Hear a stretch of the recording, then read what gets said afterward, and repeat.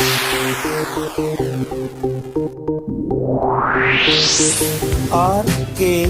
स्वागत है दोस्तों आपका एक बार फिर से हमारे YouTube चैनल RKB कैंफी वीडियोस में।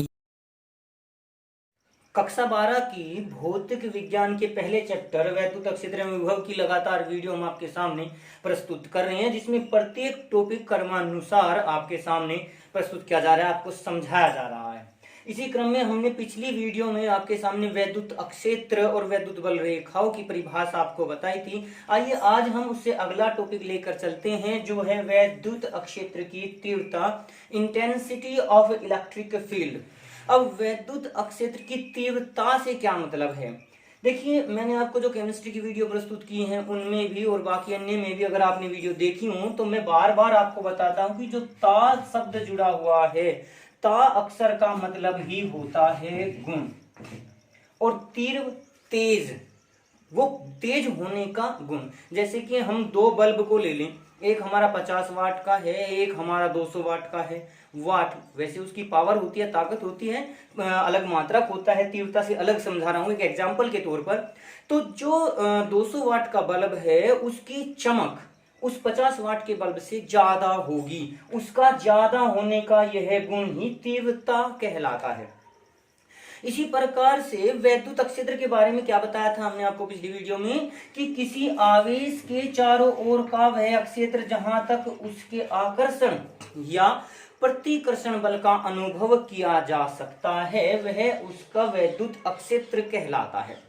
इस वैद्युत अक्षेत्र में भी अब आवेश का मान अगर कम है तो उसके अक्षेत्र जो होगा वो कम दूरी तक होगा, और अगर आवेश का मान ज्यादा है तो उसकी तीव्रता भी, या कह सकते हैं उसका क्षेत्र भी ज्यादा दूरी तक होगा।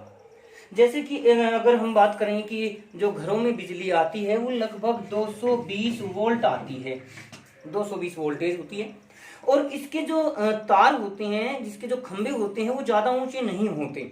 लेकिन अगर हम इससे ज्यादा पावर की बिजली की बात करें, जैसे कि हम 11,000 वोल्टेज की बात करें, 25,000 वोल्टेज, या इससे ज्यादा 33,000 वोल्टेज, जितनी ज्यादा वोल्टेज बढ़ती जाती है उतना ही ज्यादा खंभा ऊंचा होता चला जाता है, उसके तार उतने ही ज्यादा ऊंचे लटकाए जाते हैं।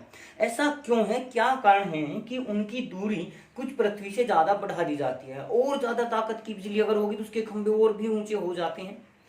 तो उसका कारण वो तीव्रता ही है, उसकी ताकत ही है, क्योंकि जो बिजली होती है उसमें आकर्षण का गुण भी होता है, प्रतिकर्षण तो होता ही है, तो वह दूसरे या न्यूट्रल आवेश को अपनी ओर आकर्षित कर सकती है, इसलिए उनके तार थोड़े अधिक ऊंचे बांधे जाते हैं। अब उसी संबंध में आप समझ गए होंगे तीव्रता का मतलब, उसकी ताकत से क्या तात्पर्य होता है। अब अगर हमें किताब में, कॉपी में, अपनी कॉपी में नोट्स बनाने पड़ जाए, एग्जाम में हम इसकी परिभाषा लिखते हैं तो वो किस प्रकार से लिखी जाएगी? देखिए, जब हम कहते हैं कि बिजली के तार ऊपर बांधे गए हैं तो उसका कारण सीधा सा है, क्योंकि वो दूसरी वस्तु को अपनी ओर खींच लेते हैं, उन पर आकर्षण बल लगा देते हैं। एक तो वो तार हो गया, उसमें कुछ ना कुछ आवेश प्रवाहित हो रहा है, कुछ ना कुछ वो बल लगाएगा। अब दूसरा मान के चलिए आप ही हैं, आप उस वस्तु के नीचे से, उस बिजली के तार के नीचे से जा रहे हैं, तो आप में भी कुछ ना कुछ आवेश होगा, वो उसके विपरीत भी हो सकता है, उसके समान भी हो सकता है। विपरीत होगा तो आकर्षण बल लगेगा, और समान होगा तो प्रतिकर्षण बल। तो इसी आधार पर हम दो आवेश को ले लेते हैं, एक आवेश और एक अन्य आवेश, कोई भी वस्तु हम लेकर चल सकते हैं। इस आवेश का इस अन्य आवेश पर, अन्य वस्तु पर जो प्रभाव परिलक्षित होता है, जो प्रभाव या गुण व्यक्त होता है, उसे वैद्युत क्षेत्र की तीव्रता के रूप में समझाया जा सकता है। तो आप अपने नोट्स में इनकी परिभाषा को किस प्रकार से लिखेंगे? किसी आवेश द्वारा, इसी वैद्युत क्षेत्र द्वारा एक अन्य आवेश, जिसको हम परीक्षण आवेश कहते हैं। परीक्षण आवेश इसलिए कि उस आवेश पर इसका परीक्षण किया जाता है, इसके प्रभाव का परीक्षण किया जाता है, और ये सामान्यतः पॉजिटिव माना जाता है। तो किसी आवेश का अन्य परीक्षण आवेश पर एक आकर्षण बल लागू होता है, प्रभावी बल कार्य करता है। तो इस बल का, इस आवेश पर जो बल लगा वो बल, और इस आवेश की तुलना में, क्योंकि यह आवेश छोटा या बड़ा भी तो हो सकता है, मान के चलिए कि आपका ये आवेश है 10 कूलाम का, और दूसरा आवेश जो है वो आपका 15 कूलाम का, तो इसके द्वारा लगाया गया आकर्षण बल थोड़ा कम होगा। अगर यहाँ पर 25 का कूलाम का ले लेंगे तो वो एक अन्य मान होगा। तो किसी भी अक्षेत्र या वैद्युत अक्षेत्र द्वारा परीक्षण आवेश जिसे सामान्यतः धनावेश माना जाता है, उस पर लगाया गया बल ही, वो आकर्षण या प्रतिकर्षण हम यहाँ पर बात नहीं कर रहे, बल ही वैद्युत क्षेत्र की तीव्रता कहलाता है और इसे ई से प्रदर्शित करते हैं। यह एक सदिश राशि होती है। वैद्युत क्षेत्र जो होता है एक सदिश राशि, वैद्युत क्षेत्र कह सकते हैं, वैद्युत क्षेत्र की तीव्रता, और इसे वेक्टर ई से प्रदर्शित किया जाता है।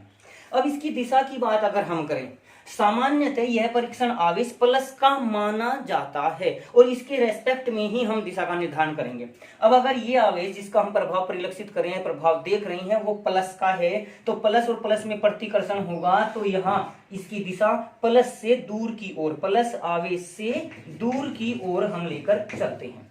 लेकिन अगर ये माइनस आवेश है तो इस आवेश में माइनस में आकर्षण बल लगेगा, तो ये माइनस की ओर को, माइनस अगर ये वाला है क्योंकि परीक्षण आवेश तो हमारा प्लस का है ही, तो इसकी दिशा हम माइनस आवेश की ओर लेकर चलते हैं। इसकी दिशा का निर्धारण फिर से बता रहा हूं कि अगर कोई आवेश, अन्य आवेश, परीक्षण आवेश तो हमारा पॉजिटिव है ही, लेकिन जिसका हम प्रभाव पर देख रहे हैं उस प्रभाव को अगर हम लगा रहे हैं तो प्लस का होने पर उससे दूर की ओर और माइनस का होने पर उसके पास की ओर, इसकी दिशा का निर्धारण हम कर सकते हैं। जैसे मान के चलिए हमारा एक आवेश हो गया प्लस क्यू, इससे उत्पन्न वैद्युत क्षेत्र की तीव्रता है हमारी E1, तो इसकी दिशा को हम कुछ इस प्रकार से प्रदर्शित कर देंगे, इससे दूर की ओर। अन्य आवेश उस परीक्षण आवेश पर जो लग रहा है, अगर ये माइनस का आवेश है तो इस पर जो तीव्रता होगी वो E2, यानी इस माइनस आवेश की ओर को, उसकी दिशा को हम लेकर चलेंगे। अब यहाँ पर आप लोगों ने एक आवेश के लिए अगर देखना है कि इस तीव्रता का मान कितना होगा, तो आपने कूलाम के नियम से पढ़ा है, F इक्वल टू होता है 1/4πε0 इंटू Q/R²। यहाँ पर Q1 Q2 था, तो हम उस Q1 Q2 के रेस्पेक्ट में Q0 लिख रहे हैं। एक हमारा क्यों था, दूसरा परीक्षण आवेश हमारा Q0 है, तो उस Q0 पर कितना प्रभाव लगेगा। अब जैसे ही यहाँ F डैश की वैल्यू इसके पास रखेंगे तो Q डैश Q0 से Q0 कैंसिल हो जाएगा, यानी E इक्वल टू हो जाएगा 1/4πε0 इंटू Q/R²। ये जो क्यों लिया जाता है ये वही क्यों है जिसका प्रभाव हम देखना चाह रहे हैं, वो चाहे प्लस का हो चाहे माइनस का। यहाँ जब भी हम वैल्यू न्यूमेरिकल्स करते समय रखेंगे तो हम ये प्लस और माइनस नहीं रखेंगे, प्लस और माइनस केवल इसकी दिशा को व्यक्त करेगा, इस बात का आपको विशेषता ध्यान रखना है। यहाँ जो भी वैल्यू आएगी सदैव प्लस की वैल्यू आएगी।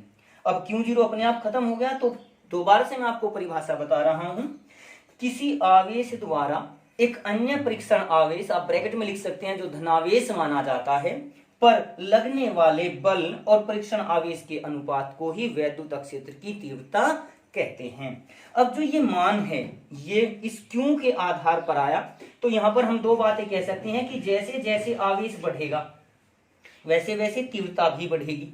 अब जैसे जैसे वस्तु की दूरी बढ़ती हुई चली जाती है तो उसके द्वारा उत्पन्न वैद्युत क्षेत्र की तीव्रता, उसके द्वारा लगाया गया बल का मान भी उसी क्रम में घटता हुआ चला जाता है। इस नियम को सामान्यतः व्युत्क्रम वर्ग नियम कहते हैं।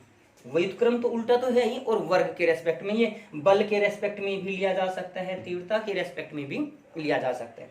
अब इस सूत्र को हम एक अन्य परिभाषा के रूप में भी पूछा जा सकता है, एग्जाम में पूछ सकते हैं, तो उसके रूप में भी इसे लिखा जा सकता है। ये कहलाता है बिंदु आवेश के कारण तीव्रता। बिंदु आवेश के कारण वैद्युत क्षेत्र की तीव्रता, या हम केवल तीव्रता कह सकते हैं। तो किसी भी आवेश, जैसे यहाँ पर हमने क्यों लिया, इसके द्वारा तीव्रता का मान इतना उत्पन्न हो जाता है।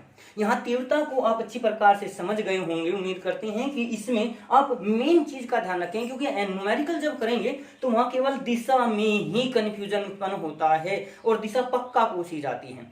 तो यहाँ पर हमें प्लस माइनस नहीं रखना है, बस प्लस अगर होगा तो तीव्रता प्लस से दूर की ओर और माइनस होगा तो तीव्रता माइनस की ओर ली जाती है। जब न्यूमेरिकल होंगे एक बार मैं तब आपको इसको रिवाइज भी कराऊंगा, याद दिला दूंगा, तब और अच्छे प्रकार से आप इसको समझ जाएंगे। अब अगर बाई चांस किसी एक बिंदु पर बहुत सारे आवेश लगे हुए हों, एक ही बिंदु पर जो आवेश का मान है, जैसे मान के चलिए ये बिंदु है हमारा, इस पर हमारा Q1 भी लगा हुआ है, Q2 भी लगा हुआ है, Q3 भी, Q4 भी, मतलब कई आवेश लगे हुए हैं, तो इनका परिणामी तीव्रता कितनी होगी? तो हम हर एक मान को E के रेस्पेक्ट में निकालेंगे और उसका मान सदैव E1 plus E2 plus E3 आदि करके लिख सकते हैं, चाहे वो कितना भी हो, सब मान प्लस के होंगे। अब जैसे मान के चलिए हमारे एक ये चारों की दूरी इस बिंदु P से मान के चलिए समान है, मान के चल रही है ये समान है, ये भी R, ये भी R, ये भी R, ये भी R, और हर एक आवेश का मान भी समान है, और सपोज कीजिए सारे के सारे आवेश प्लस के हैं इस प्रकार से, तो जब प्लस आवेश होगा Q1 में ले लीजिए, Q1 के कारण उत्पन्न तीव्रता तो होगी E1, ये तो हो गई E1 इससे दूर की ओर, Q3 भी प्लस का है तो ये हो जाएगी आपकी E3 इस P से दूर की ओर। क्योंकि दोनों के दोनों आवेश बराबर हैं, ये भी क्यों है, ये भी क्यों है, दोनों की दूरी बराबर है, तो दोनों के लिए E का मान 1/4 पाई एप्सिलॉन 0 इंटू Q/r² होगा।